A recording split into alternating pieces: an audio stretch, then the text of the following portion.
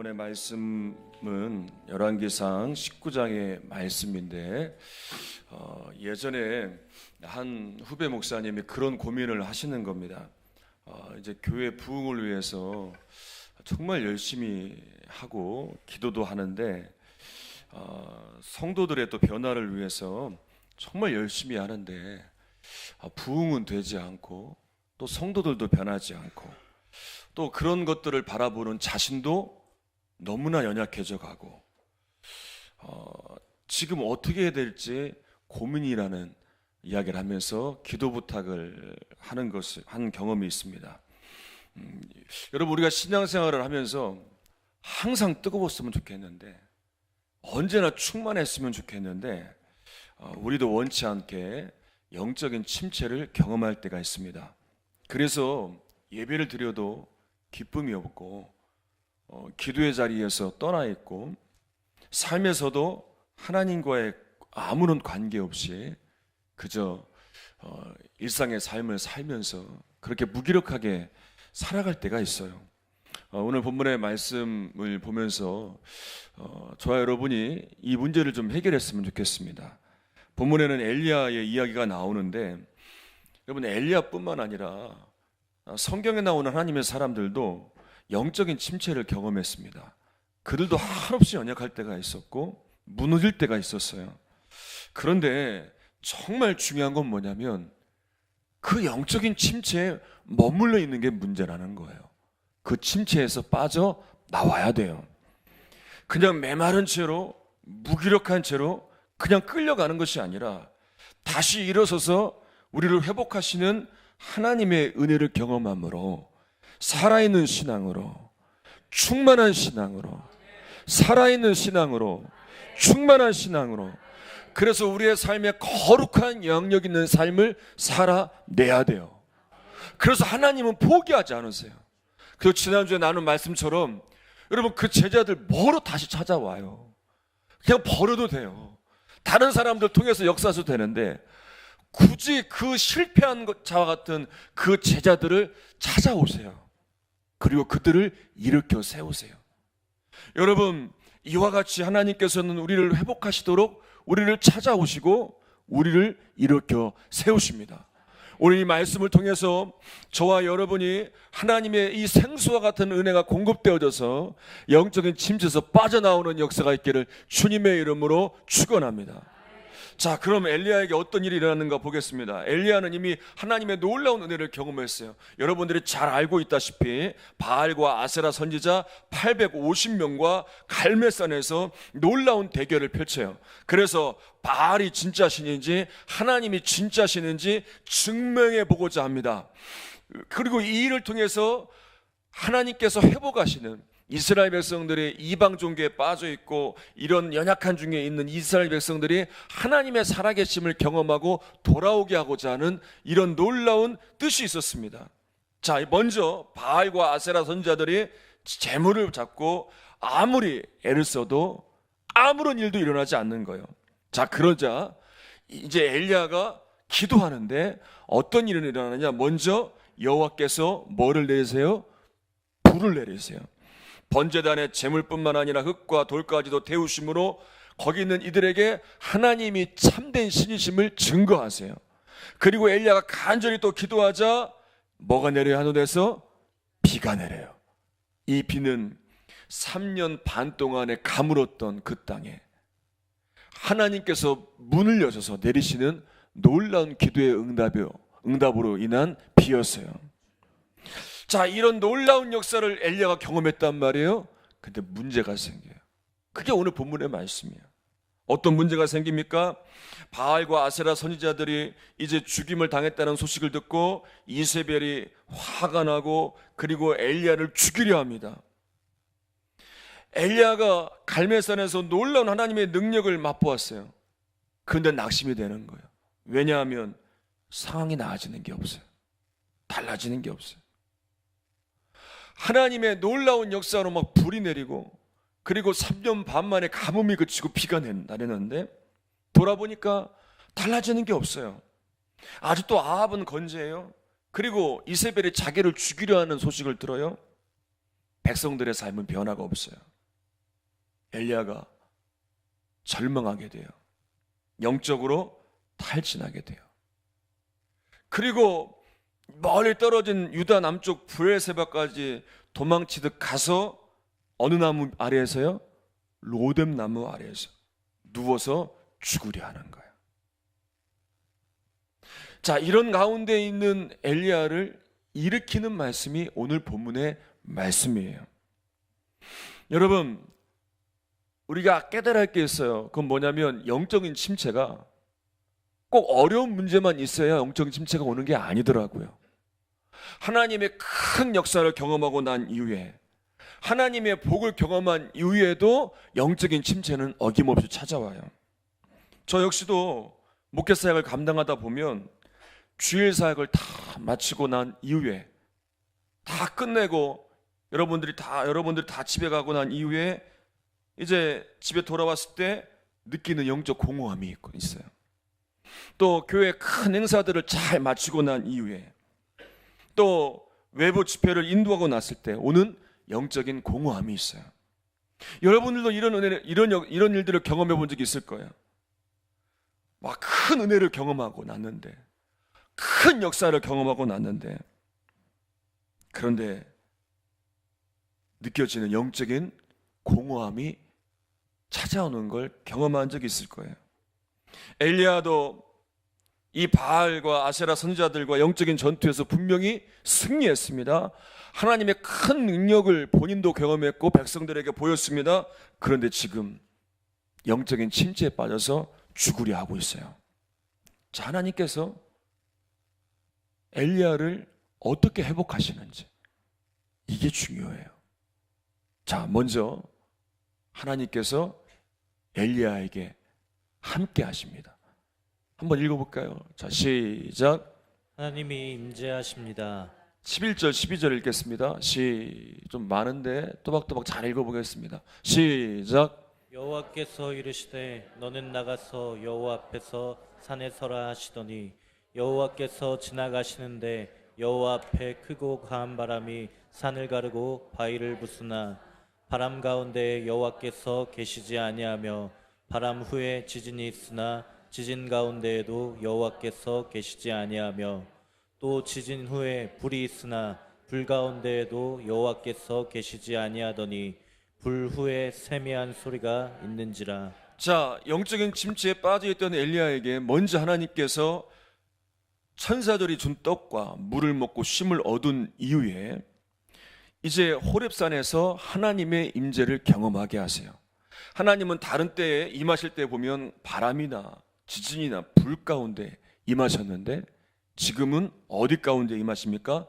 세미한 소리 가운데 엘리야에게 임재하세요. 자, 13절 읽겠습니다. 시작.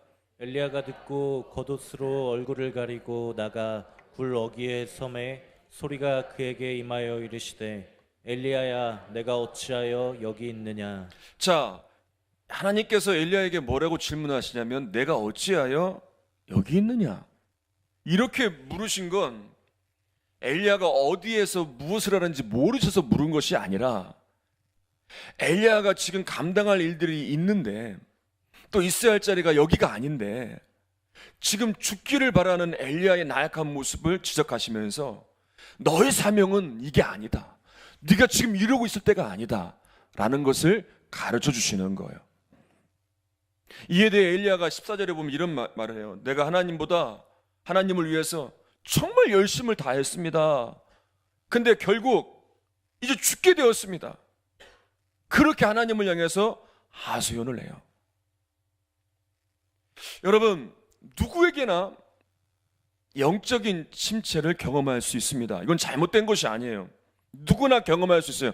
그런데 정말 문제가 있어요. 그건 뭐냐면 그냥 방치해 두는 거예요. 내 신앙이 밑바닥이고 아무런 감동도 없는데 그냥 방치해 두는 것이 정말 큰 문제예요. 영적인 침체가 찾아왔다는 게 문제가 아니라 이런 나임에도 불구하고 아무런 노력도 없이 방치해 두는 것, 이게 가장 큰 문제라는 거예요. 그래서 영적인 침체에서 벗어나는 첫 시작이 뭐냐? 하나님의 임재 앞에 나와야 돼요. 그리고 하나님이 공급해 주시는 것들로 회복해야 돼요. 그런데 회복되지 않은 채 뭘 하려고 하니까 나의 영적인 이 문제가 해결되지 않은데 다른 것부터 하려고 하니까 이 침체기에서 벗어나지 못하는 거예요. 엘리야처럼 하나님이 공급해 주시는 것들로 회복하고 난 이후에 그 다음의 것들을 이루어 가야 할 거예요. 지난 주간에 어떤 일이 있었냐면 농협에 돈을 찾으러 갔는데 그 입출금 기계에서 돈을 뽑으려고 이제 보니까 누가 돈을 안 가져간 거예요. 돈이 딱 있는 거예요. 10,000원짜리가. 그 안 가져가면 띠띠띠 소리 나잖아요. 그 멈췄어요. 자, 여러분 같으면 어떻게 하겠어요? 1번 그냥 놔두고 지나간다. 2번 하나님 감사합니다 하고 가져간다. 3번 주인을 찾아준다. 다 여러분들은 3번처럼 하시겠죠. 예. 그래서 순간 그냥 가면 또 누가 가져갈 것 같고 어떻게 해야 되나. 또 집으면 그것도 오해받을 것 아니에요. 그럴 수도 없고. 그래서 주변에 누가 이렇게 가신 분이 있는가, 놓고 가신 분이 있는가 살펴봤어요. 한 바퀴 돌아보니까 없는 거예요. 그리고 보니까 돈이 없어졌어요. 그리고 좀 있다가 그 주인이 온 거예요.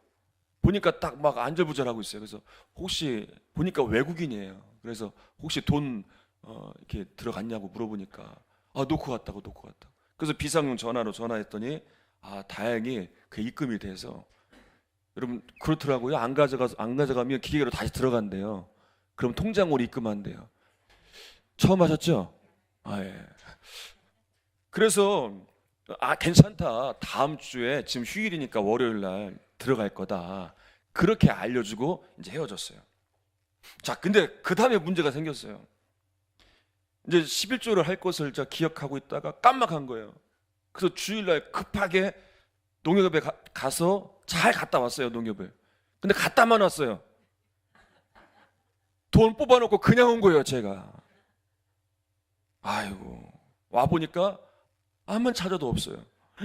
그래서 생각을 해보니까 그냥 온 거예요.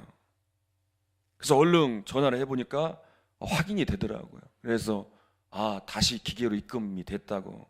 걱정하지 말라고. 여러분, 제가 이 일을 겪으면서 한 가지 깨달은 게 있어요. 그건 뭐냐면 우리도 똑같은 실수를 할 수 있어요. 저도 처음에는 이거 돈을 안 가져가냐, 아니 제정신이냐, 그런 마음을 갖고 있었는데 저도 똑같은 일을 경험하니까 참 황당하더라고요. 여러분, 다른 사람들이 신앙이 흔들릴 때가 있어요. 그렇게 흔들리고 침체될 때 우리가 이해가 안 될 수 있어요. 아니 지금 어느 때인데 저분 기도해야 되는데, 아니 어떤 역사를 경험했는데 저렇게까지 다운될 수 있냐. 우리가 그렇게 비난하고 판단하기보다 우리가 가져야 될 마음은 나도 저렇게 될 수 있는 거예요. 궁일이 여겨주고 중보기도 해주며, 그리고 내 신앙을 점검해 보는 거예요. 나도 저렇게 무너질 수 있다는 것을 기억해야 되는 거예요. 그래서 내가 충만할 때에는 비난하는 게 아니라 믿음이 없는 사람들을 위해서 중보기도 하면 되고요, 믿음으로 잘 권면하며 이끌어주면 돼요. 그리고 내가 영적인 침체를 경험할 때에는 내가 하나님을 찾아서 하나님 안에서 이 문제를 해결하면 되는 거고요. 여러분, 신앙의 문제는요, 다른 데서 해결하는 게 아니에요. 하나님 안에서 해결하는 거예요. 엘리야가 이 영적인 침체를 경험할 때 하나님 안에서 하나님께서 해결해 주시잖아요. 여러분, 하나님은 우리를 기다리고 계세요. 하나님께서 우리를 회복하세요. 하나님 안에서 하나님의 임재 앞에 나와 여러분들의 신앙의 문제를 해결받는 역사가 일어나기를 바랍니다. 자, 두 번째는 한번 읽어보겠습니다. 시작. 하나님이 역사의 주관자이심을 알게 하십니다. 15절로 17절 읽습니다. 시작. 여호와께서 그에게 이르시되 너는 내 길을 돌이켜 광야를 통하여 다메섹에 가서 이르거든 하사엘에게 기름을 부어 아람의 왕이 되게 하고 너는 또 님시의 아들 예후에게 기름을 부어 이스라엘의 왕이 되게 하고 또 아벨 무홀라 사밧의 아들 엘리사에게 기름을 부어 너를 대신하여 선지자가 되게 하라. 하사엘의 칼을 피하는 자를 예후가 죽일 것이요 예후의 칼을 피하는 자를 엘리사가 죽이리라. 자, 이제 하나님께서 뭘 말씀하시냐면 하사엘이 왕위에 오를 것, 또 예후가 요람왕을 치고 혁명을 일으킬 것, 그리고 엘리사가 엘리야를 이어 뒤를 이을 것, 앞으로 일어날 일들에 대해서 말씀을 해주세요. 하나님께서 이 말씀을 왜 해주시냐면 하나님의 역사가 이제 이 하나님의 계획 가운데 이 세 사람들을 통해서 이루어 가시면서 하나님이 역사의 주관자이심을 가르쳐 주시는 거예요. 새벽에도 우리 에스라서 말씀을 나누고 있는데 하나님께서 일하실 때 어떻게 일하시나 보니까 사람들을 통해 일하시는 걸 봅니다. 왕을 통해서 포로로 잡혔던 백성들을 돌아오게 하셨어요. 그리고 백성들에게 감동케 하셔서 성전을 재건하셨고, 이 일이 중단되니까 다시 왕을 통해서 이 문서를 찾게 하셔서, 그리고 다시 이 일이 진행되는데 필요한 물질도 공급해 주시고, 이렇게 사람들을 세우셔서 하나님은 이 일을 이루어 가시면서 역사의 주관자이심을 알게 하시는 거예요. 지금 엘리야에게도 똑같이 하나님이 앞으로 이루실 것들을 말씀해 주시면서 하나님이 역사의 주관자이심을 붙들라는 거예요. 자, 세 번째 읽겠습니다. 시작. 믿음의 사람들을 일으켜 주십니다. 18절 읽겠습니다. 시작. 그러나 내가 이스라엘 가운데에 7,000명을 남기리니 다 바알에게 무릎을 꿇지 아니하고 다 바알에게 입맞추지 아니한 자니라. 자, 엘리야는 너무 힘이 들었을 거예요. 왜냐하면 혼자서 수많은 바알 선지자들과 싸워야 했고, 또 지금 이세벨의 협박을 받고 있으면서 큰 두려움 가운데 있어요. 가장 견디기 힘든 것이 나 혼자라는 생각, 이 외로운 마음, 아무도 나를 도와주지 않는다는 생각, 이것으로 인해서 지금 하나님 앞에 죽여달라고 하는 거예요. 그런데 하나님께서 뭘 가르쳐 주시냐면 너는 혼자가 아니라는 걸 가르쳐 주세요. 구석구석마다 바알에게 절하지 않은 하나님의 사람 몇 명이요? 몇 명이요? 7,000명을 남겨두셨음을 말씀해 주세요. 여러분, 우리가 가장 힘들 때가 언제입니까? 고독함을 느낄 때, 나 혼자라는 생각, 아무도 나를 도와주지 않는다, 아무도 나를 이해하지 않는다, 나 혼자 남겨졌다라고 느낄 때 정말 마음이 힘듭니다. 그런데 여러분, 그렇지 않습니다. 나 혼자가 아니에요. 생각해보면 나를 위해서 기도해주는 사람들이 있고, 그리고 나를 사랑해주는 사람들이 분명히 있는데 내가 다쳐서 잘못 생각하기 때문에 그래요. 여러분, 연예인들이요, 이 악성 댓글 때문에 자살까지 하잖아요. 왜냐하면 자기를 싫어하는 사람들만 보기 때문에 그렇잖아요. 사실은 싫어하는 사람들보다 좋아하는 사람들이 훨씬 많아요. 그런데 그거에만 집착하니까 정말 안타까운 일들이 일어나는 것 아니겠어요? 여러분, 마찬가지예요. 우리를 생각해주고 우리를 위해주고 우리를 아껴주는 사람들이 더 많아요. 그리고 하나님을 믿는 사람들은 하나님께서 붙여주는 하나님의 사람들이 주변에 있어요. 적어도 여러분들은 여러분들을 위해 기도하는 이 자리에 지금 70명의 분들이 계시단 말이에요. 여러분들을 위해서 새벽에 기도하는 새벽 기도의 용사들이 있어요. 저녁마다 이전에 이 껌껌한 이전에 와서 기도하시는 저녁 기도의 용사들이 있고요. 이것처럼 귀한 게 어디 있습니까? 이게 귀한 사랑을 받고 있다는 거예요. 지난 주간에 한 가지 일이 더 있었어요. 어떤 일이 있었냐면 제 컴퓨터에 바이러스가 침투하는 거예요. 그래서 어떻게든 복구하려고 알아보니까 한 업체에서 고칠 수 있다는 거예요. 근데 고치려면 300만 원이 든대요. 이 데이터를 살리려면. 그래서 포기했어요. 그리고 미련 없이 전사님에게 부탁해서 싹 치워버렸어요. 그거 다시 깔았어요. 근데 문제는 이 컴퓨터 안에 제가 준비한 그동안 설교 자료, 수백 편의 설교들, 한 1년 정도 수백 편의 설교들, 교회 행정 자료들, 그 밖에 중요한 문서들, 이게 다 날아간 거예요. 이게 돈으로는 환산할 수 없어요. 수많은 시간 공을 들이고 기도하면서 하나님이 주시는 감동을, 영감을 가지고 만들어낸 것, 이게 바이러스 때문에 한순간에 날아가 버렸어요. 제가 이 일을 겪으면서 깨달은 한 가지가 또 있어요. 그건 뭐냐면 미리 대비하지 않았구나. 제가 이런 일을 3번째 경험했거든요. 그리고서 작년까지는 잘 백업을 해놓은 거예요. 다시 다른 데다 저장을 해놓은 거예요. 자, 이해가 안 되시죠? 컴퓨터 안 쓰시는 분들은. 다른 데다 저장을 해놓은 거예요. 1년 전까지는. 근데 방심을 하고 1년 전부터 지금까지 자료들을 제가 저장을 안 해놨어요. 그러면서 내가 방심했구나. 잘 준비하지 못했구나. 이게 후회가 되는 거예요. 그러면서 또 깨닫는 게 뭐냐면 신앙생활도 후회 없이 해야 된다. 언젠가 우리가 이 세상에서 생을 마감할 날이 올 거예요. 또 주님 앞에 설 때도 올 거예요. 그때 후회하면 늦은 거예요. 컴퓨터 바이러스 걸려서 다 날아가 버린 다음에 후회하면 이미 늦은 거예요. 그러나 백업을 하고 다 저장해놓고 다 준비해 놓으면 바이러스 걸려도 웃을 수 있어요. 다 준비해 놨지 하면서. 그런데 생을 마감하는 순간, 주님 앞에 선 순간에 이미 끝난 거예요. 후회도 소용없어요. 그때 가서 건강할 때 열심히 할 걸. 그때 깨달았을 때 열심히 할 걸. 그때 시간 있을 때 열심히 할 걸. 그때 사명 있을 때 열심히 할 걸 하면 늦은 거예요. 이미 끝난 거예요. 이걸 깨달았어요. 그리고 나서 이제 한 목사님의 설교를 틀고 듣는데 이 깨달음과 또 연결되는 설교를 하시면서 마지막 부분에 영상을 보여주시더라고요.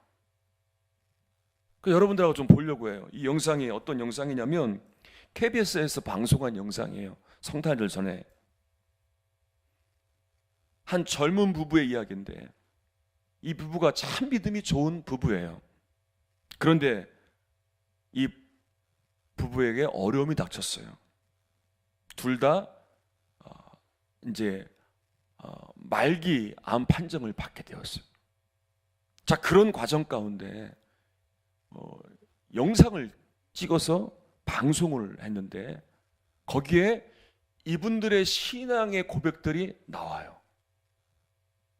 한번 보고 나서 말씀을 정리하도록 하겠습니다. 저는 충격받지 않았고 오히려 남편이 걱정됐죠. 저 사람이 내가 느낀 그 기분을 똑같이 느끼겠구나. 남편은 한번 자기라고 했을 때 제가 정말 마음이 미칠 것 같았는데 저도 이렇게 혈액암 자기다라는 말을 듣고 저 사람 얼마나 속상할까 남편이 좀 걱정됐죠.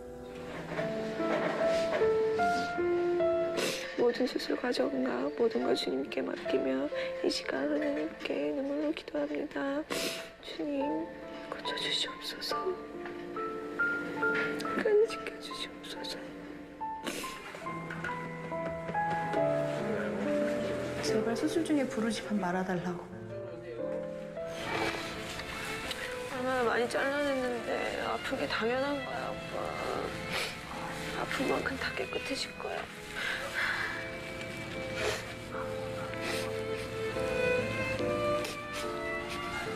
성경 말씀 읽어줄까? 읽지 마.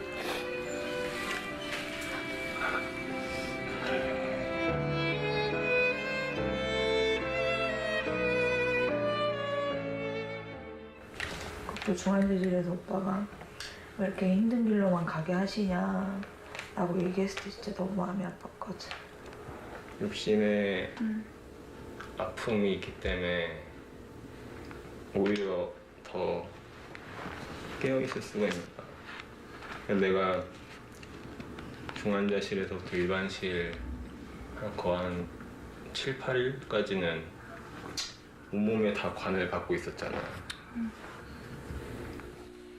주변에는 어르신들이 막 너무 고통스러우니까 뭐 진짜 아비규환이 따로 없더라고요. 얼마나 고통스럽고 힘드시면 저렇게 울부짖으면서 그러실까.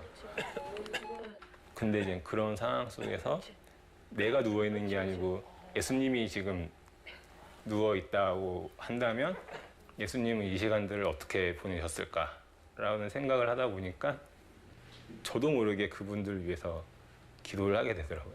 참 부끄러운 얘기인데 건강하고 이랬을 때는 참 하나님 보시기에 부끄러운 삶을 살았던 제가 그 제일 인생에 있어서 가장 육체적으로 힘든 상황에 처하니까 하나님 보시기에 가장 기뻐하는 삶을 살고 있더라고요.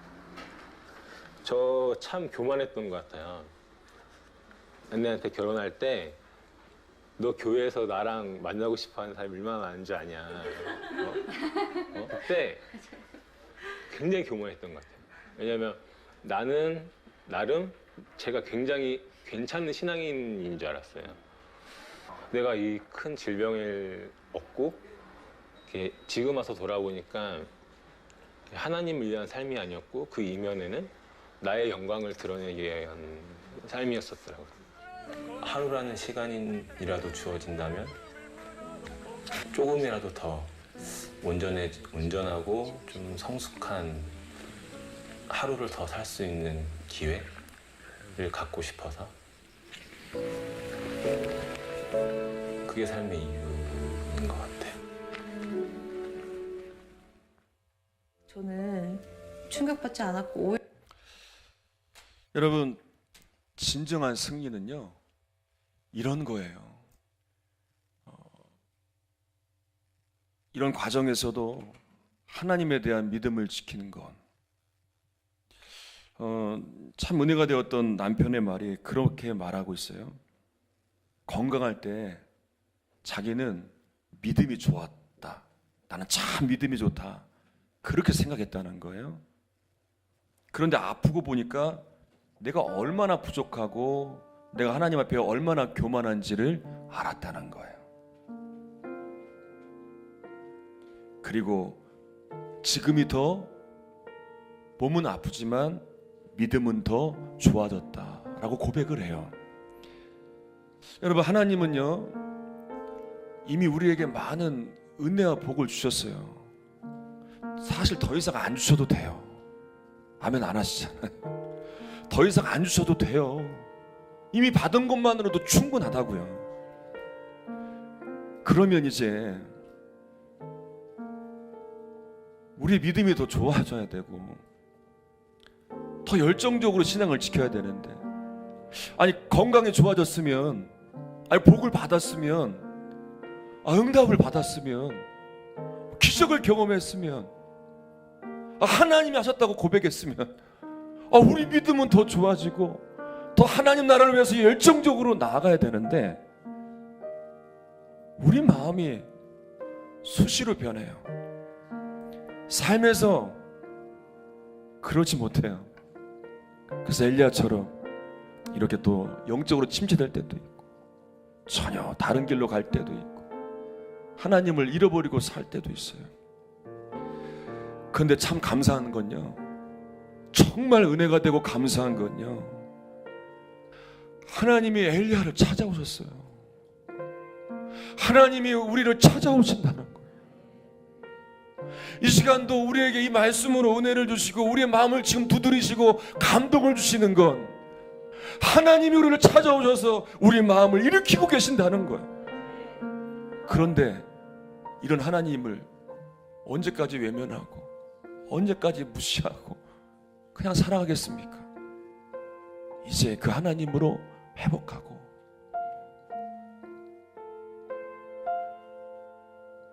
그 하나님께서 인도하시는 그 길을 따라서 살아내야 되지 않겠습니까? 우리 함께 찬양하면서 우리 하나님의 임재 앞에 나아가며 우리 하나님의 은혜 안에서 회복되는 귀한 은혜를 사모하며 찬양하겠습니다.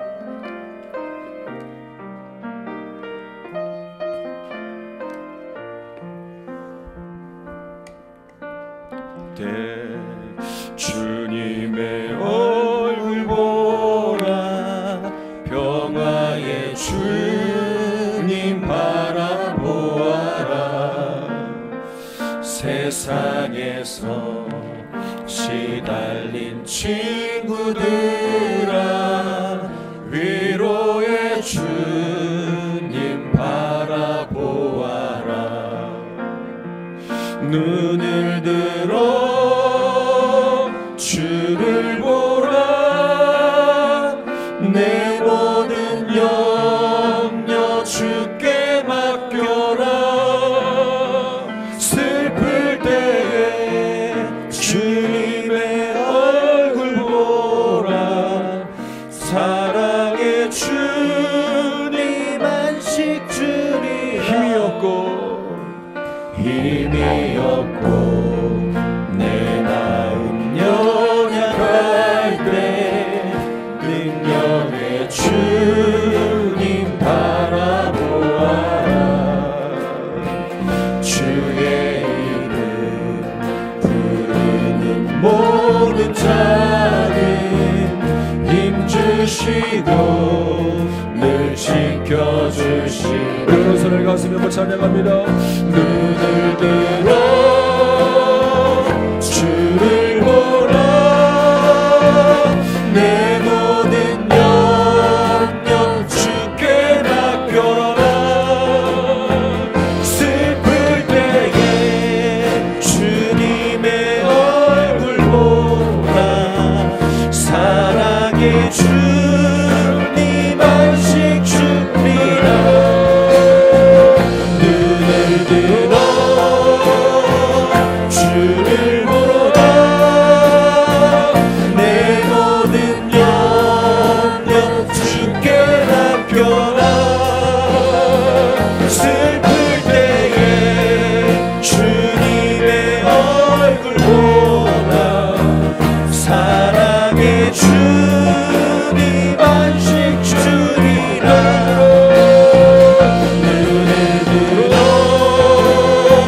주를 보라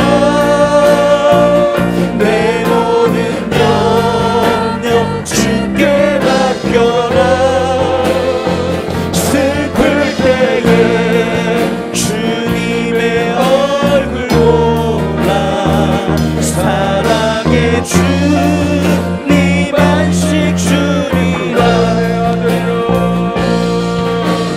너는 내 아들이라 오늘날 내가 너를 낳도다 너는 내 아들이라 날 사랑하는 내 아들이라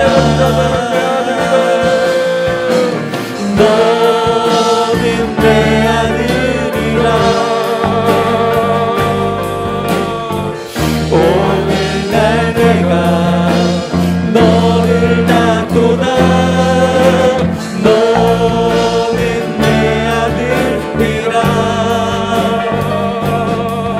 날 사랑하는 내 아들이라 너는 내 아들이라 오늘날 내가 너를 낳도다 너는 내 아들이라 날 사랑하는 내 아들이라 언제나 변함없이 너는 내 아들이라 나의 십자가 고통 해산의 그 고통으로 내가 너를 낳았으니 너는 내 아들이라 오늘날 내가 너를 낳도다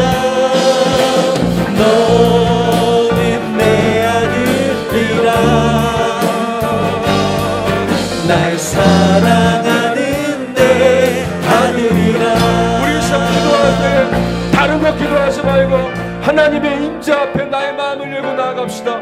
하나님을 부르고 아버지를 부르며 하나님의 임재 앞에 은혜를 달라고 우리 간절히 주여 3번 부르짖고 우리 통성으로 기도하겠습니다. 주여